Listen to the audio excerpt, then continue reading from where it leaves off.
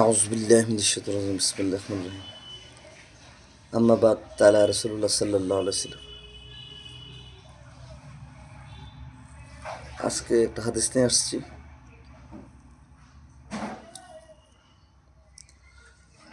সবাইকে জানাচ্ছি জুমা মুবারক। এইমাত্র নামাজ শেষ হয়েছে। পাশের বাড়ির সাথে আমাদের মসজিদ, তো আমাদের সৈয়দ কাফুল আর তাদের জায়গার মধ্যে মসজিদ আমরাও তৈরি করছি। আমরা নিজেদের মসজিদ নামাজ পড়ি। টানপুরের ভিতরে শাহজামি মসজিদ আছে, অনেক মসজিদ আছে। তো গ্রাম তো বিভক্ত হয়ে গেছে, কিছু করার নেই। জিন্দিগি এভাবেই চলবে, ভাগাভাগি দিছি কিয়ামতের আলামত। তো আজকের হাদিসটা হলো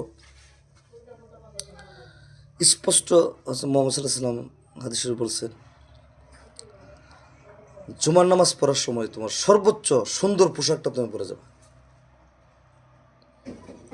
সর্বোচ্চ সুন্দর পোশাকটা পরে তুমি মসজিদে যাবে এবং এবং প্রথম যাবে।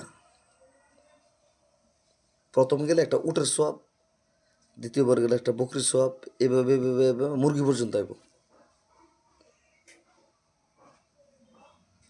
ঠিক আছে? তো এলো হিসাব। হাক্কুল ওয়ালিদাইনে বীরের ওয়ালিদাইনে, মাতা পিতার হকগুলো পালন করবা। যে যে দেশে থাকো, মা বাবার জন্য বেশি বেশি রাব্বির হামহুমা কামা রাব্বায়ানি সাগীরা, রাব্বির হামহুমা কামা রাব্বায়ানি সাগীরা, এই দোয়াটা কবরের মধ্যে গিয়ে যদি কোনো ছেলে সন্তান বলে, সাথে সাথে আজাম মাপ। ফেরেস্তারা বললো একদম স্টপ। আল্লাহ বললো ওয়াল্লাহ আজিম।